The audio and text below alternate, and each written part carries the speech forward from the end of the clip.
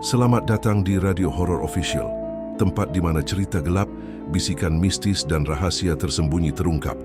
Di sini, kami membawa kamu masuk ke dalam dunia penuh misteri yang tak terjamah. Siapkan diri dan nyalakan imajinasimu, karena setiap malam kegelapan akan bercerita. Jangan lupa untuk like, komen, dan subscribe agar kamu tidak ketinggalan cerita horor terbaru dari kami. Baiklah, tanpa berlama-lama lagi, langsung saja ke ceritanya.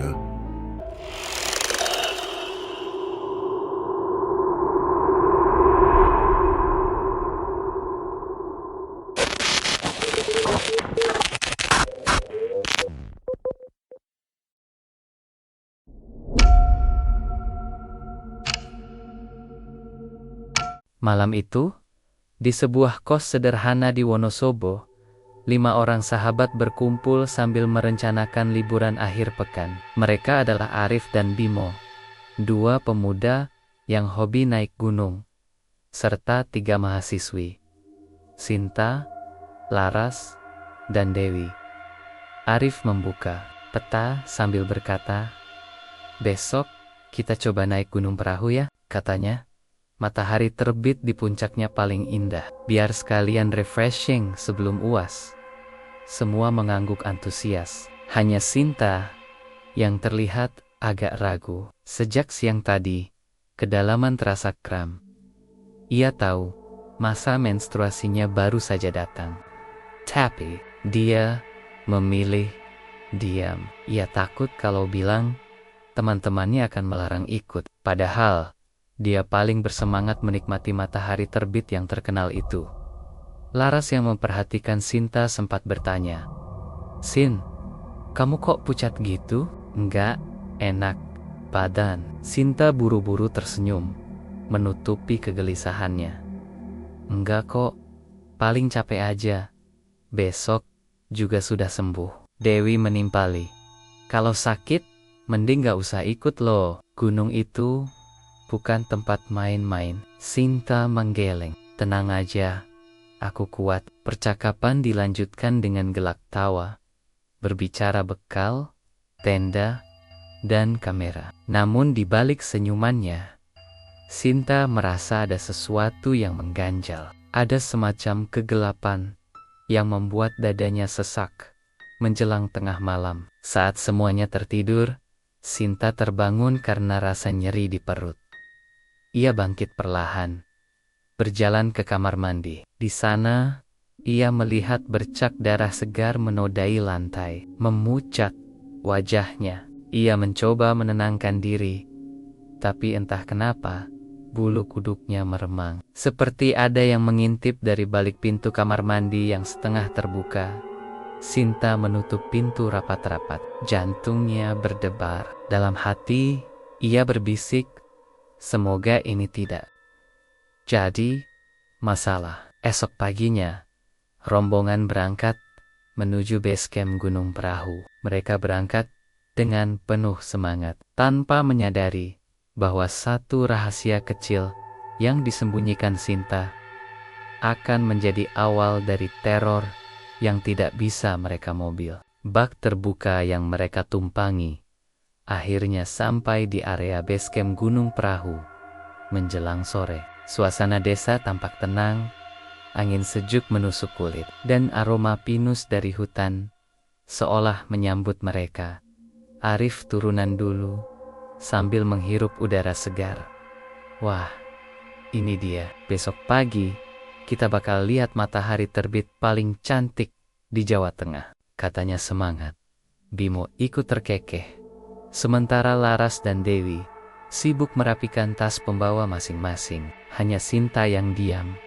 Matanya sering melirik ke sekeliling, seolah ada yang mengawasi. Saat mereka mulai berjalan ke pos registrasi, seorang bapak tua penjaga base camp menatap rombongan itu lama. Wajahnya penuh keriput, matanya tajam seperti membaca sesuatu yang tidak terlihat. Ia tiba-tiba berkata dengan suara parau, "Nak, kalau ada yang lagi kotor, lebih baik jangan naik. Gunung itu marah. Penunggunya nggak suka bau darah." Rombongan saling berpandangan, lalu tertawa kecil. Bimo menampar bahu si bapak. Ah, mitos aja kan pak. Kita kan cuma mau lihat matahari terbit, bukan macem-macem. Namun, bapak itu tidak. Ia menatap tajam ke arah Sinta, membuat gadis itu menunduk ke dalam-dalam. Keringat dingin membasahi tengkuknya. Perjalanan pun dimulai. Jalur awal masih berupa perkebunan warga. Namun lama-kelamaan pohon pinus menjulang tinggi, membuat cahaya sore mulai redup. Angin berhembus dingin, menimbulkan bunyi berdesir yang membuat suasana hening menegangkan. Sinta mulai tertinggal beberapa langkah. Nafasnya berat, tubuhnya lemas. Ia merasa ada yang aneh. Sesekali ia melihat tanah berpasir di jalur pendakian ternodai bercak merah. Panik. Ia buru-buru menginjaknya agar tak terlihat, tapi menunda buruk semakin menguat. Ada sesuatu yang mengikuti dari belakang. Di pendengaran, samar-samar terdengar suara langkah kaki tambahan. Seolah-olah ada orang keenam yang berjalan di belakang mereka. Padahal jelas, rombongan hanya berlima. Danger and kayak ada yang ngikutin kita, bisik Sinta pelan pada Laras. Laras berhenti sejenak, menoleh ke belakang. Jalur sepi, hanya kabut tipis mulai turun dari hutan. Ah, mungkin cuma perasaanmu. Ayo jalan, keburu gelap nanti, jawab Laras sambil tersenyum, berusaha menenangkan diri. Tapi Sinta tahu, itu bukan hanya perasaannya. Dari sudut matanya, ia sempat melihat bayangan hitam bergerak cepat di antara pohon-pohon pinus. Dan di dalam hatinya, ia berbisik, "Ya Tuhan, apa yang sebenarnya sudah aku bawa ke gunung ini?" Langit mulai menggelap ketika rombongan sampai di sebuah persimpangan kecil. Jalur pendakian bercabang dua, menjadi satu lebih lebar dengan tanah padat, satu lagi sempit dan dipenuhi akar pohon. Di dekat persimpangan, ada gubuk sederhana milik seorang warga yang menjual minuman hangat untuk aroma kopi hitam tercium samar. Seorang ibu paruh baya keluar menyambut mereka. Wajahnya penuh garis kelelahan, tapi memunculkannya tajam. "Silakan mampir dulu, Nak. Malam sebentar lagi turun. Jangan terburu-buru," katanya ramah. Rombongan berhenti. Sejenak, Arif langsung memesan kopi. Bimo duduk sambil membuka rokok, sementara para perempuan meneguk teh hangat. Hawa dingin menusuk tulang, membuat suasana hening. Setelah beberapa menit, ibu itu menatap satu persatu. Lalu suaranya berubah lebih serius, lirih, namun tegas. "Saya mau ingatkan, di gunung ini ada celana tangan. Kalau ada perempuan yang sedang datang bulan, sebaiknya jangan naik. Penunggu hutan sini sangat peka terhadap bau darah. Pisces nanti." Rombongan terdiam, hanya Bimo yang tertawa canggung sambil menjawab, "Ah, Bu, itu kan mitos. Kami sering mendengar cerita kayak gitu di gunung-gunung lain. Tapi buktinya, banyak juga yang naik, nggak kenapa-kenapa." Ibu itu tidak tertawa. Isa, matanya justru membayangkan lurus ke arah Sinta, membuat gadis itu langsung menunduk. Jemarinya gemetar memegang gelas teh panas. "Anak muda, jangan anggap remeh. Sudah banyak yang hilang di jalur itu karena celana panjang Yukep." Sang ibu dengan suara bergetar. Laras mencoba mengalihkan suasana. "Iya Bu, makasih sudah diingatkan. Doakan saja semoga perjalanan kami lancar." Namun, suasana jadi kikuk. Angin berhembus lebih kencang, membuat atap gubuk berderak. Tarik, terdengar suara burung hantu bersehet sahutan. Sinta merasa tubuhnya semakin dingin. Bukan hanya karena udara. Ia yakin ibu itu tahu rahasianya. Dadanya terasa sesak saat mereka berpamitan dan mulai melanjutkan perjalanan. Ibu itu hanya berdiri memandang, tidak berkedip, hingga rombongan banner-banner menghilang ditelan kegelapan hutan. Di telinga Sinta, samar-samar terdengar bisikan lirih yang entah dari arah mana. Kau sudah membawanya masuk. Sekarang tinggal tunggu dia menjemput. Sinta hangat. Jantungnya berdetak keras. Ia menoleh dengan cepat. Namun tidak ada siapapun di belakang. Perjalanan semakin menanjak. Kabut tipis mulai turun dari pucuk pohon pinus, melingkari jalur setapak. Lampu senter menyala karena cahaya senja semakin redup. Sinta berjalan paling belakang. Kakinya terasa berat, tenggelam dalam kram. Dan setiap langkah membuat tubuhnya semakin lemah. Tapi bukan hanya itu ya, merasa ada yang mengikuti. Suara gemeretak patah terdengar berulang kali. Bukan hanya dari pijakan kaki teman-temannya, tapi juga dari belakang. Langkah ke-6. Ritmenya selalu sama, seperti bayangan yang menirukan pergerakan mereka. Laras, tunggu aku, bisik Sinta pelan, sambil mempercepat langkah. Laras menoleh, tersenyum tipis. Gak apa-apa kan, Sin? Kok wajahmu pucat banget? Hanya menggeleng. Ia tidak berani jujur.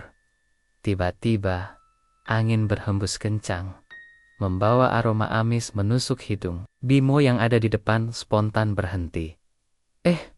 Kalian cium bau nggak enak nggak? Kayak bau darah ya? Arif menoleh, tertawa kecil, untuk menutupi rasa takutnya. Paling cuma bau bangkai hewan di hutan. Namun Sinta langsung panik. Ia menunduk dan melihat ada bercak merah di tanah. Segar, seperti baru saja menetes. Dengan cepat ia menginjaknya agar tidak terlihat. Tapi ia tahu, bertahan. Itu berasal darinya. Semakin jauh mereka masuk, suasana hutan semakin mencekam. Jangkrik dan hewan malam seakan berhenti tiba-tiba, menggantikan keheningan yang menekan. Tiba-tiba, Dewi menjerit kecil. Astaga, kalian lihat nggak? Semua menoleh ke arah yang ia tunjuk. Di antara pepohonan, sekilas terlihat bayangan hitam tinggi, berdiri, tegak, tidak bergerak, hanya menatap. Arif segera menyorotkan senter ke arah itu, tapi tidak ada apa-apa. Pohon-pohon pinus hanya bergoyang pelan. Kabut menari di sela batangnya. Halusinasi kamu aja, Du, kata Bimo dengan suara datar. Meski dia sendiri menelan ludah, namun Sinta tahu itu bukan halusinasi. Bayangan itu sama dengan yang ia lihat sebelumnya. Tinggi, kurus, matanya merah menyala, dan kali ini ia merasa sosok itu menatap langsung ke arahnya. Langkah ke-6 kembali terdengar. Kali ini lebih jelas, berat, dan menyeret siola kaki yang sudah rusak. Ges, Sinta memejamkan mata.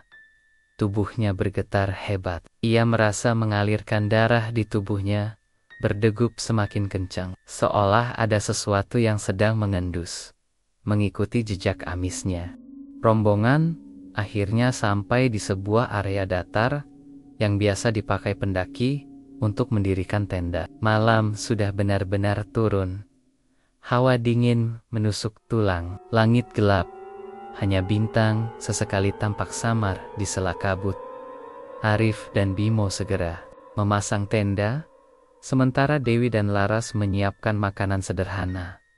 Sinta duduk diam, memeluk lutut, wajahnya pucat. Rasa nyeri di kedalamannya semakin menjadi, ditambah bulu kuduk yang tak berhenti berdiri. Sin, kamu sakit banget ya? Kamu pucat kayak orang demam, bisik Laras khawatir. Sinta hanya menggeleng lemah. Ia tak sanggup menjawab. Makan malam berlangsung seadanya, dengan percakapan kecil untuk mengusir rasa takut. Namun begitu semua berbaring di dalam tenda, ketenangan kembali menguasai. Angin malam berdesir pelan, membuat kain tenda berderak-derak. Awalnya hanya suara biasa hutan malam, tapi menjelang tengah malam, terdengar isak tangis lirih dari luar tenda. Suara perempuan. Hu hu hu. Semuanya sontak terbangun. Arif meraih pengirimnya, menatap yang lain. Kalian dengar juga? Dewi menutup mulutnya, wajahnya tegang.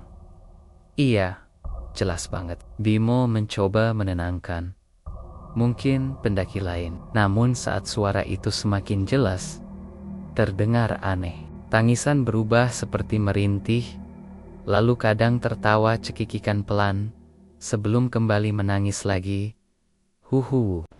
Tenda berguncang pelan, seperti ada yang mengusap dari luar. Suara kuku panjang menggores kain terdengar srek, srek, srek. Sinta memeluk tubuhnya erat. Tubuhnya gemetar hebat. Di dalam kepalanya, suara itu seperti berbisik langsung. Aku tahu darahmu. Aku lapar. Ia berteriak spontan, membuat semua panik. Arif berani-beraninya membuka resleting tenda dan menyorotkan senter keluar. Sekilas mereka semua melihat sosok perempuan berambut panjang. Bajunya kompeng camping, tubuhnya berlumur darah, berdiri kaku menatap ke arah mereka. Cahaya senter bergetar karena tangan Arif gemetar hebat. Saat sosok itu bergerak mendekat, tiba-tiba lampu senter padam. Kegelapan menelan semuanya. Dan di dalam gelap itu, suara napas berat terdengar jelas, tepat di samping tenda mereka.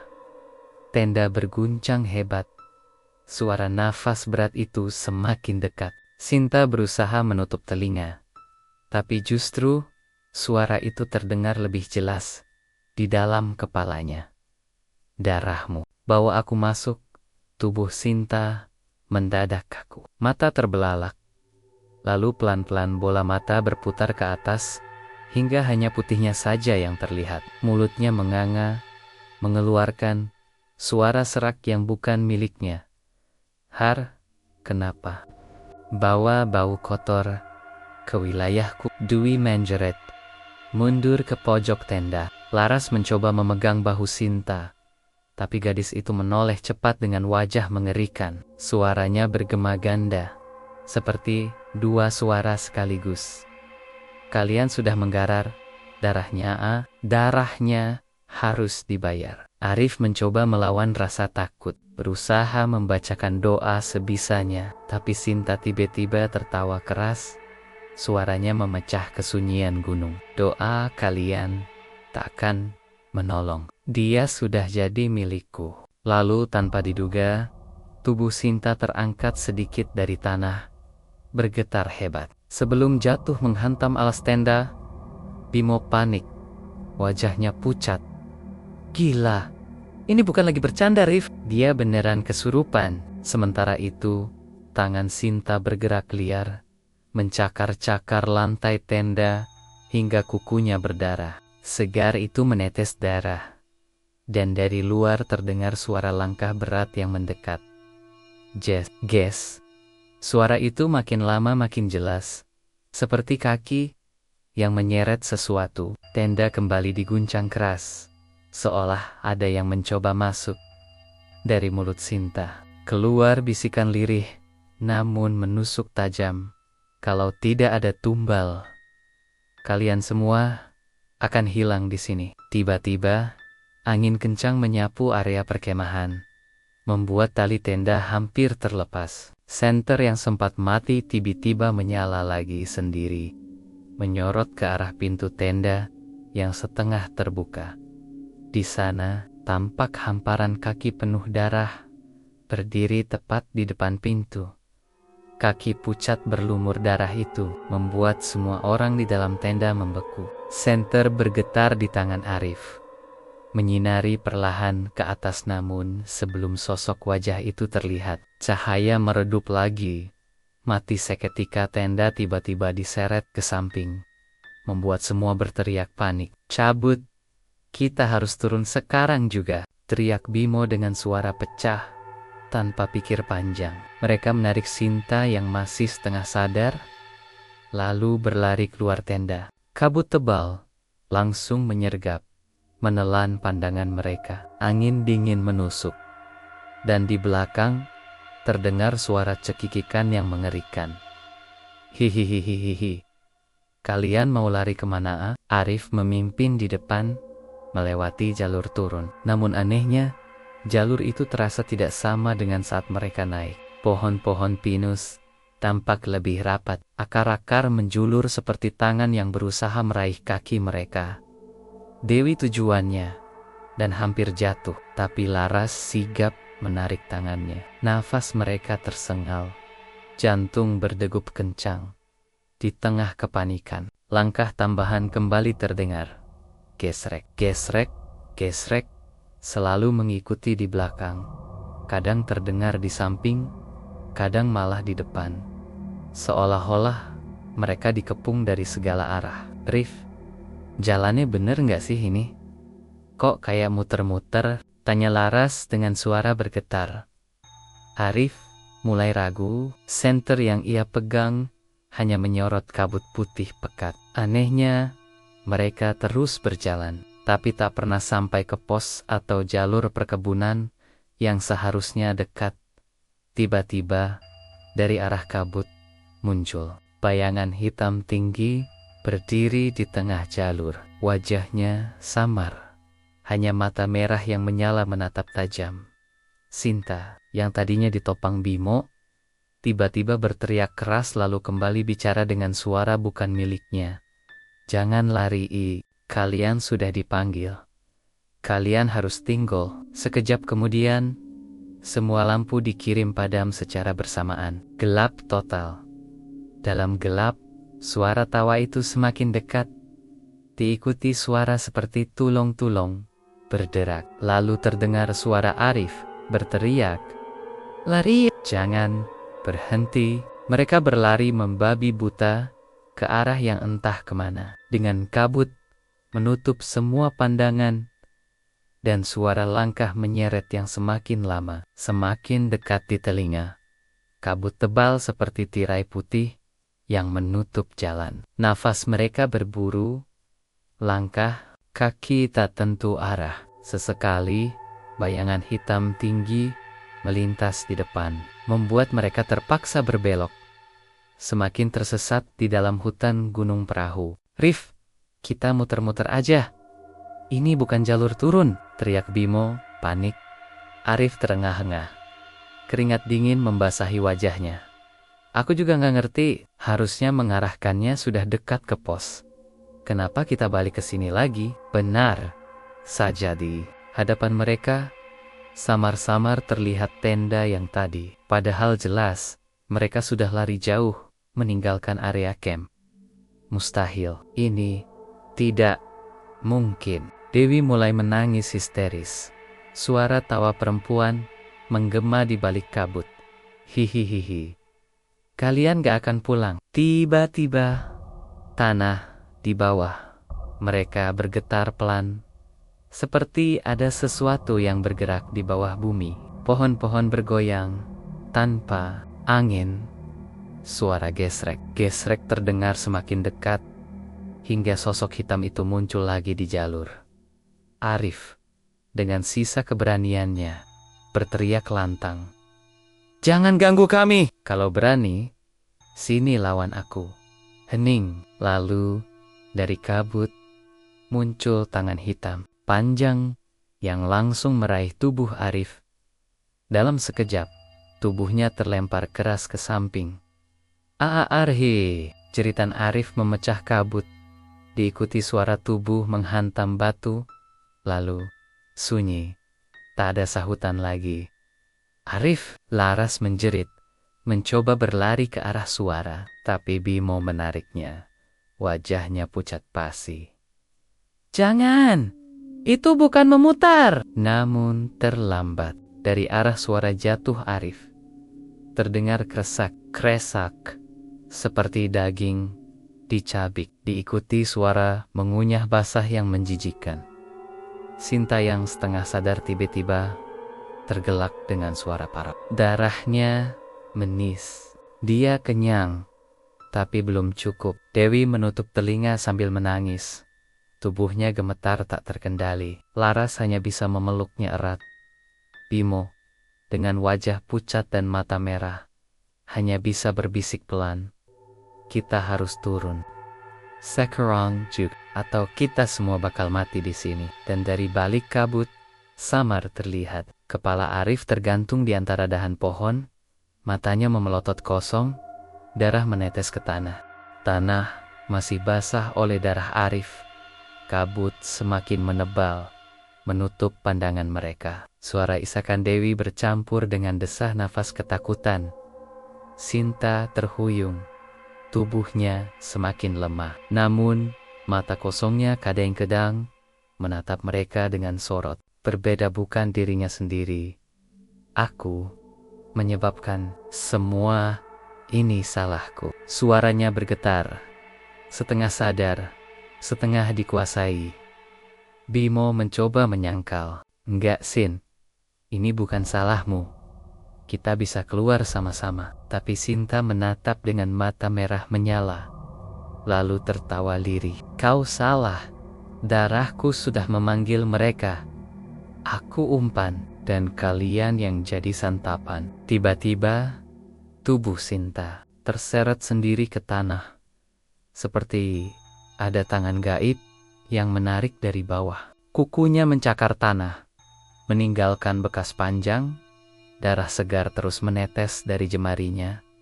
Itu jatuh ke darah tanah, lalu menyerap dengan cepat, seolah-olah bumi meneguknya. Jalur tanah di depan mereka berubah menjadi merah gelap, membentuk garis panjang yang berkelok, seperti mengarahkan ke sesuatu. Ya Tuhan, laras menutup mulutnya. Itu mengalir dari darah. Bimo mengertakkan gigi, panik. Kalau kita ikut, kita bisa masuk ke jebakan mereka. Namun tanah di sekitar bergetar. Pohon-pohon bergoyang. Akar-akar mencuat seperti ular, siap melilit. Suara berat itu kembali terdengar. "Darahnya, bawa ke dalam." Sinta menjerit histeris. Tubuhnya terangkat ke udara. Beberapa detik lalu, mendarat dengan keras. Darahnya semakin banyak mengalir, membuat tanah di bawahnya benar-benar membuka. Retakan kecil, seperti mulut lapar. "Lepaskan aku!" teriak Sinta. Matanya normal pada saat itu, wajahnya penuh air mata. "Aku menyebabkan semua ini. Kalau aku tinggal di sini, mungkin kalian bisa selamat." Dewi berteriak. "Jangan, Sin, kita nggak akan ninggalin kamu." Namun tiba-tiba, kabut di depan mereka terbelah, menampilkan bayangan tinggi mulut dengan lebar robek. Menunggu di ujung jalan berdarah itu, Sinta menunduk. Air matanya jatuh bersama darahnya. Dia sudah menunggu aku. Kabut membungkus jalur. Jalan darah di tanah terus merembes, berkilat merah gelap, seperti urat nadi yang hidup, mengarah ke sosok hitam tinggi di ujung hutan. Mulutnya sobek hingga telinga, cairan hitam menetes. Dari gigi yang tajam, Sinta terjatuh ke depan. Tubuhnya gemetar, air mata bercampur dengan darah di wajahnya. "Kalau aku ikut, kalian bisa pergi. Aku harus berhenti di sini." Laras memeluknya erat, menangis histeris. "Jangan ngomong gitu, Sin. Kita pulang bareng." Tapi tubuh Sinta kembali tersentak. Matanya memutih. Suara asing keluar dari mulutnya. "Dia sudah jadi milikku.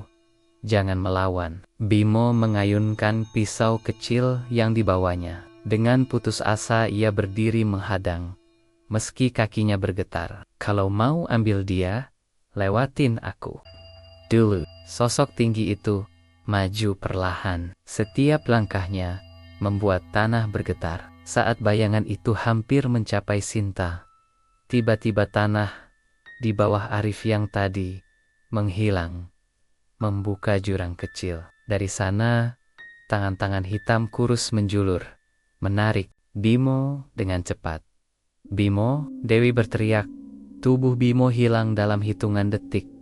Hanya terdengar bunyi singkat lalu hening. Jalur tanah kembali rapat, seakan tidak pernah terbuka.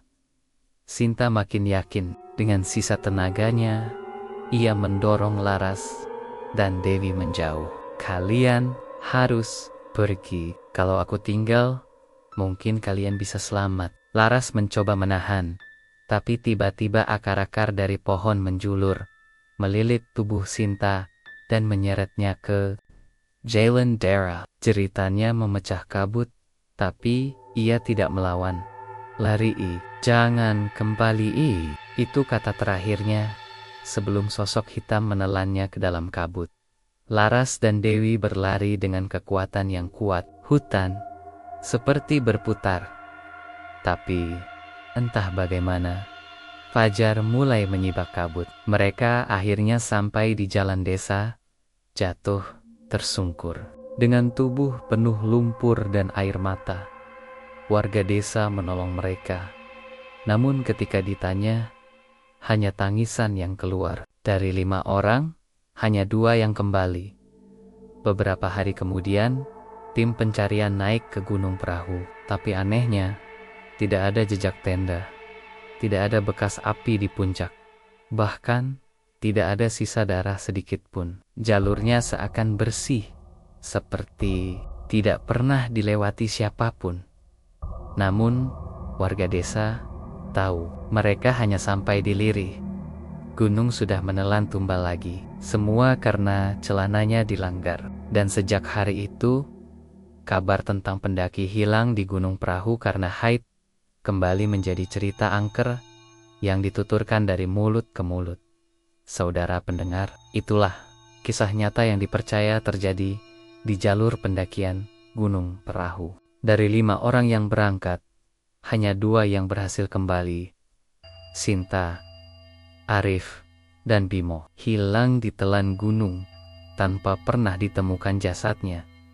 Warga sekitar percaya semua itu adalah akibat pelanggarannya celana kuno wanita yang sedang datang. Bulan pantang untuk mendaki. Konon, darah haid dianggap sebagai panggilan, membuka jalan bagi makhluk gaib penghuni gunung untuk menuntut tumbal. Hingga kini, kisah ini terus menjadi peringatan, bukan hanya soal larangan adat, tapi juga tanda bahwa di alam bebas, era yang tidak bisa kita lihat dengan mata. Jadi, bila Anda suatu saat melakukan pendakian, bersantai. Gunung bukan hanya tumpukan tanah dan batu. Ia hidup, ia punya penjaga, dan sekali celananya dilanggar maka tak seorang pun bisa menjadi korban. Sampai jumpa di cerita berikutnya di Radio Horor Official. Jangan lupa, matikan lampu kamar Anda malam ini. Siapa tahu, kabut dari Gunung Perahu masih mengintai.